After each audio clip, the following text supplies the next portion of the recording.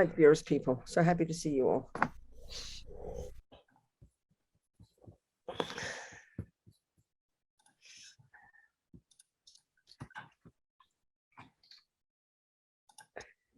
So here we are, just for this precious 30 minutes. I haven't got my light on me. Never mind. I'm here. You know I'm here. That's the main thing. So this 30 minutes, we are here together to just do some kind of different contemplations.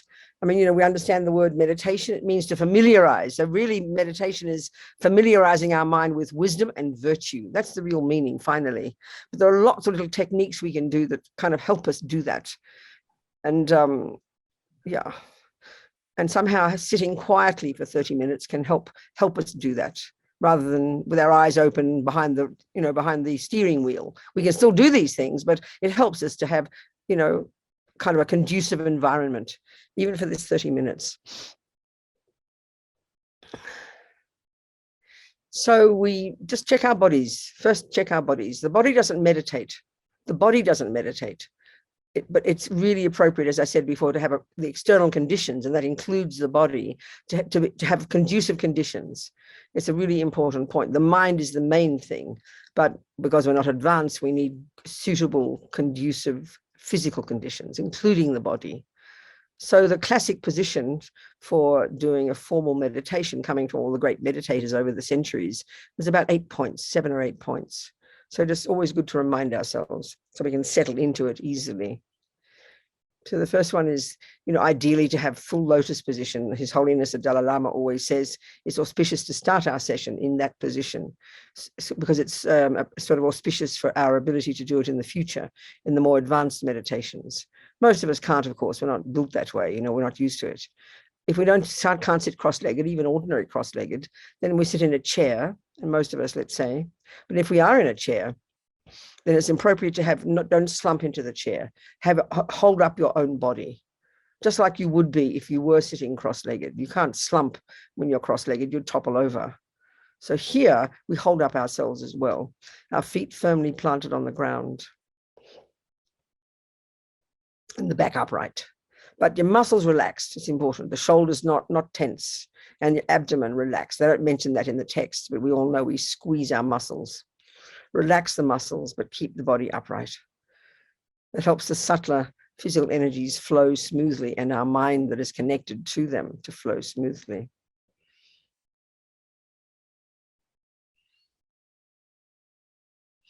Then the hands in the meditation gesture, like in the left hand in the lap, right hand on top, the palms upwards, and the thumbs touching, forming a triangle. That's the kind of classic position. The head is important. Several points. Slightly tilted forward, chin tucked in, jaw relaxed, lips slightly apart.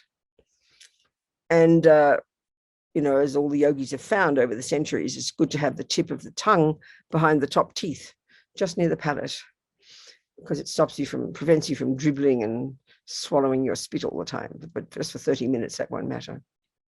That's if you're meditating many hours in the day. And your eyes looking down. Your eyes lightly closed, maybe. It's too distracting otherwise. But your eyes looking down as if you're looking along your nose towards the ground. So settle into this position and then forget about the body.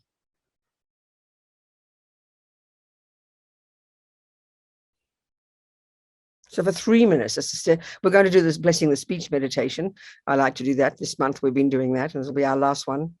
But before we do that, let's just steady the mind for about 3 minutes, 3 quality minutes of the concentration technique, where you simply pay attention to one thing. The thoughts will keep coming, of course, because we're not very advanced.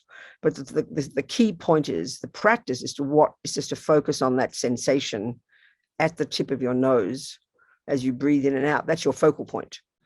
The thoughts will come and go, and you let them come and go. That's the big shift we have to make. Normally we are absorbed in our thoughts. You don't push them away. That's foolish.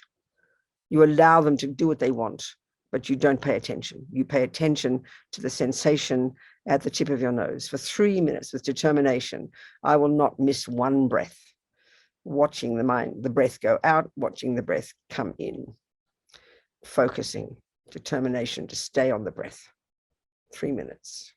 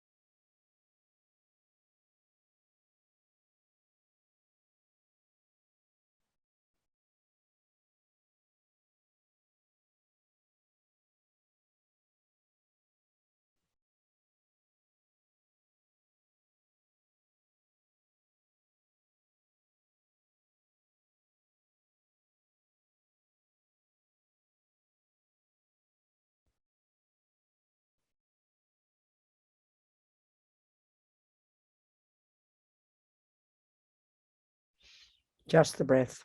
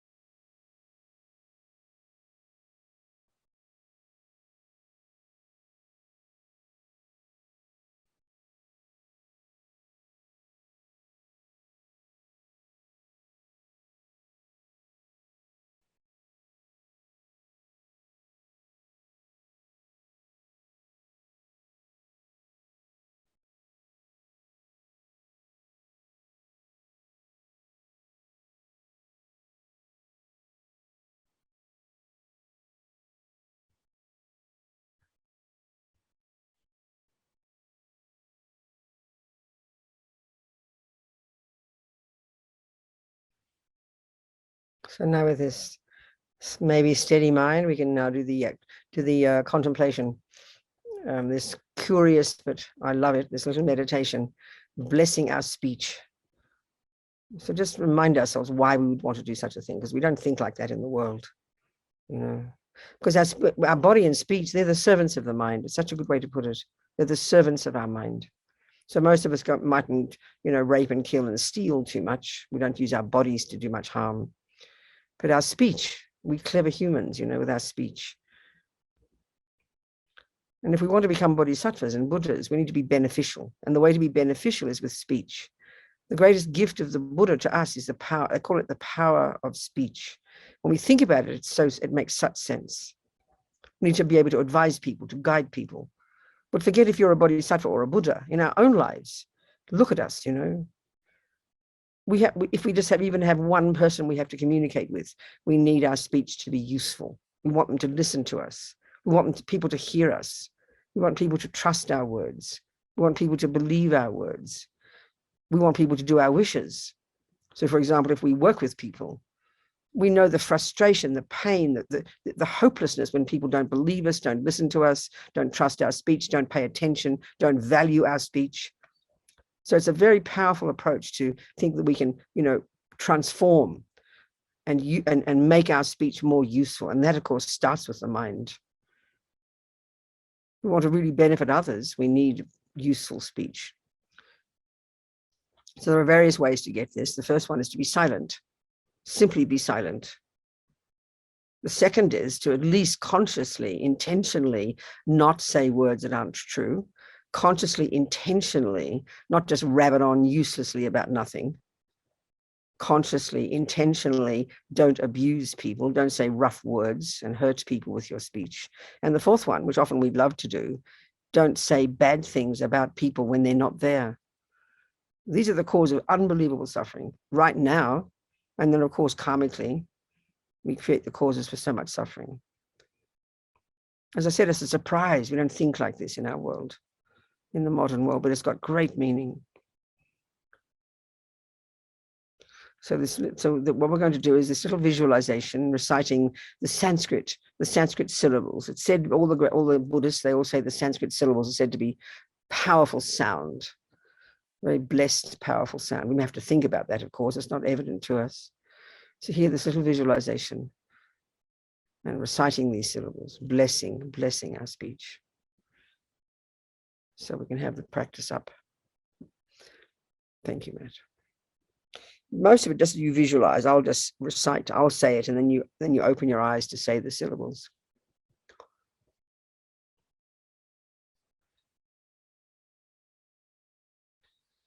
So there's this there's the first little this little expression of refuge for those of us who'd like to, the very first 2 lines up there. The second and third lines. This is a different version here. Okay, so I take refuge in the 3 sublime ones. May I become a Buddha to benefit sentient beings. I take refuge in the 3 rare sublime ones. May I become a Buddha to benefit sentient beings. I take refuge in the 3 rare sublime ones. May I become a Buddha to benefit all sentient beings. So now you just imagine, visualize on your tongue. There's a syllable R. Just the Roman letter AH is fine.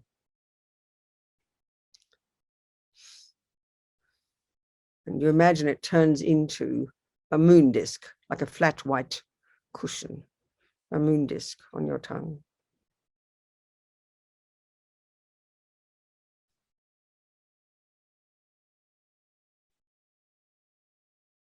On top of that, there's a white Om.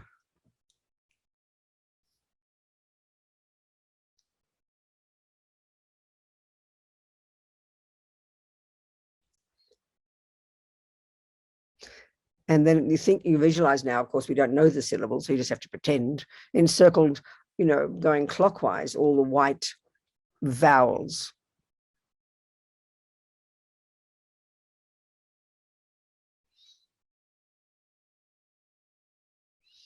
And then standing clockwise, all the counterclockwise, the red consonants.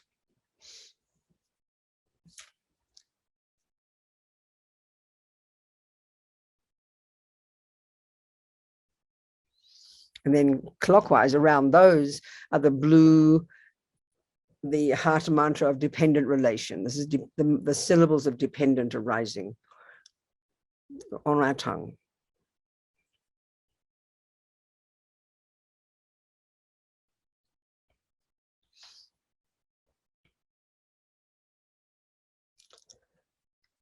So now you imagine light beams from all these syllables, including from the Om, and all the syllables. Light beams go out. So the color of each of them, to all the 10 directions. North, south, east, west, northeast, northwest, southeast, southwest, and up and down, hooking all the energy and all the blessings of all the holy, all the Buddhas, all the Bodhisattvas, all the holy beings, all those who have achieved this power of speech, hooking the blessings of all of these beings, their speech. And you imagine all these, the power of their speech is hooked with these beams, which then come back and absorb back into the syllables on our tongue, making them radiant, powerful,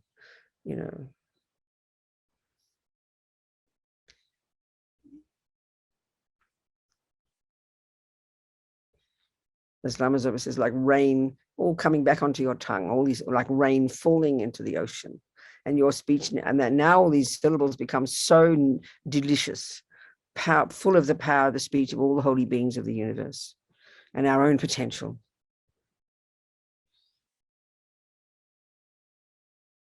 So now we can see it's a bit difficult, this version. This version looks very hard to read.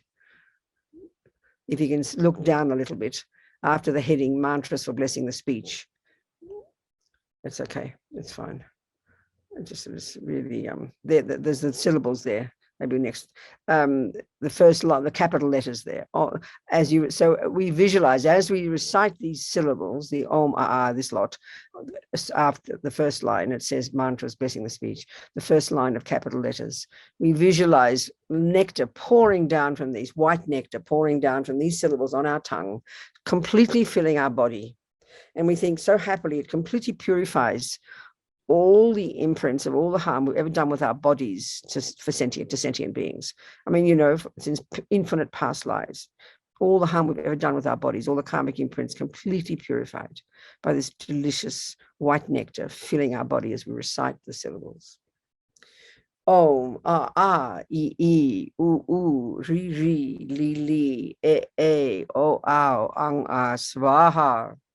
Om, I, u, ri, li, e, o, ang, swaha. Om, I, u, ri, li, e, o, ang, swaha. Imagine full of this in your body, all the actions of your body purified completely. And your body completely purified of pain. Think of this, your body is light and can only be beneficial to others. Imagine this.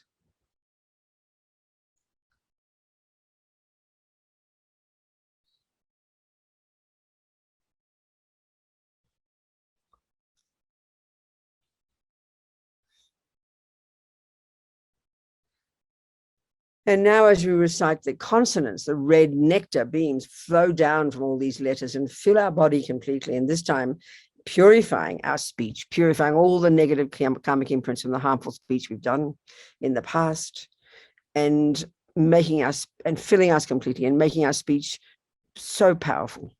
Imagining this, totally purifying all the negative speech and making our speech beneficial, such that anything we say can benefit others. Full of this red nectar as we recite. Om ka ga nga, cha janya, ta dana, ta dana, pa ba ma, yada lava, shasha haksa, svaha. Om ka ga nga, cha janya, ta dana, ta dana, pa ba ma, yada lava, shasha haksa, svaha. Om ka ga nga, cha jana, ta dana, ta dana, pa ba ma, yada lava, shasha haksa, svaha.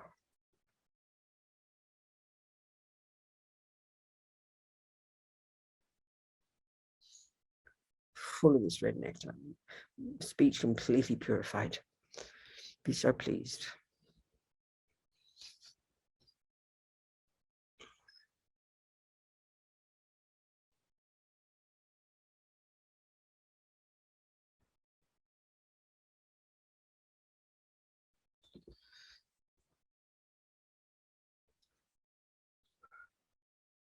So now, as you recite the syllables of this this other mantra, this is actually for it's like dependent arising, the way to get wisdom, the way to finally get wisdom. So as we recite these, blue nectar pours down from these syllables, filling our entire body, and this time purifying our mind.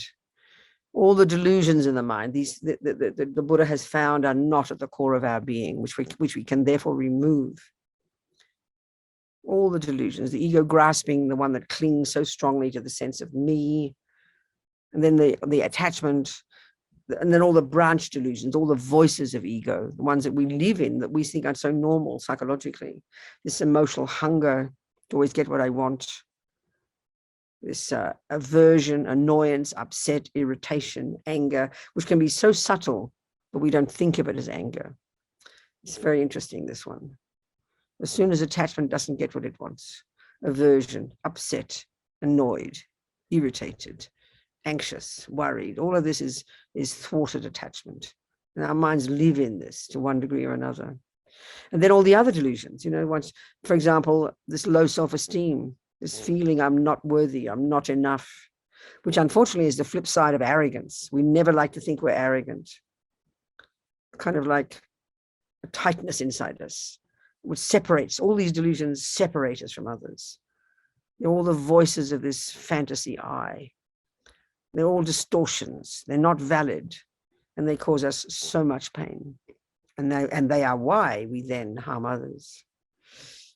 All the delusions we imagine totally annihilated by this blissful blue nectar filling us. Be so delighted. The mind completely free of the delusions. How amazing. As we recite this mantra.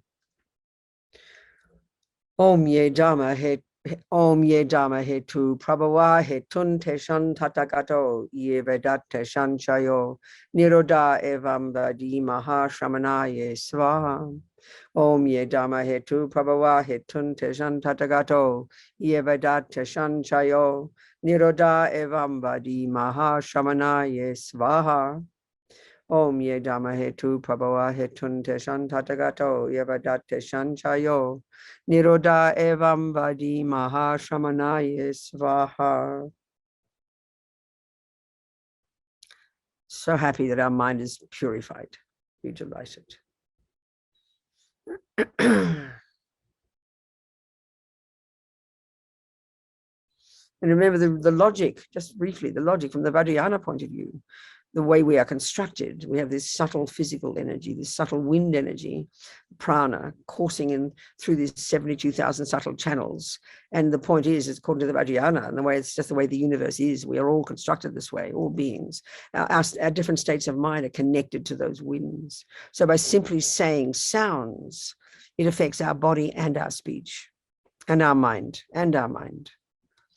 There's an intimate relationship between the subtle physical and the subtle mental.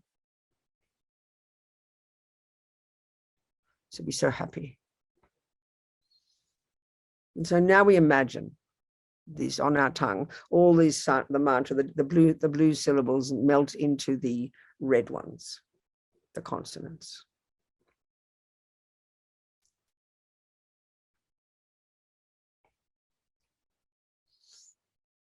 And the red ones, the red consonants dissolve into the white vowels.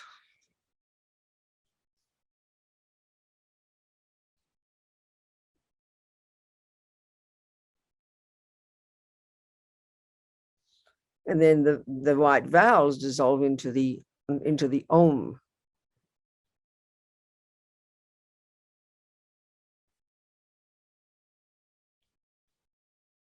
And the om dissolves into the moon disk.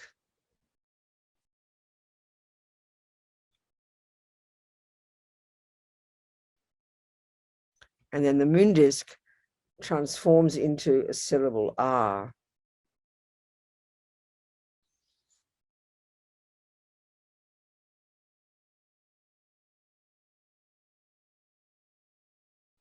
And the R turns into pink nectar. Imagine this. And that dissolves into our tongue. And imagine it makes our tongue strong, indestructible. As Rinpoche says, by now you think your tongue is heavy, strong, and it's indestructible. All the blessings and all the power of speech of all the Buddhas and all the Bodhisattvas and all the holy beings have entered my speech and made it perfect. Think, my speech is perfect. Think, the moment any sentient being hears my speech, it pacifies their emotional and their emotional suffering. It helps them. It calms them. And not just that. If we need to accomplish things, then our speech is useful. People pay attention to it. People fulfill our wishes.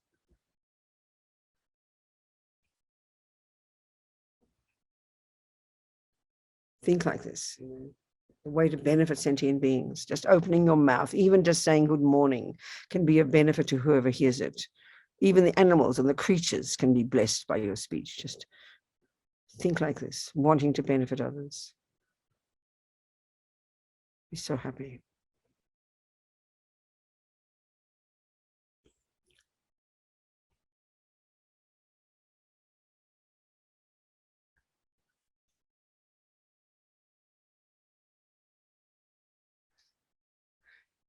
And then just rededicate this little prayer, just this little prayer at the end. May my tongue sense space have all the courage of the ones gone to bliss. And by the magnificence and power of my words, may all sentient beings be subdued. And may all the meanings of whatever words I say be accomplished.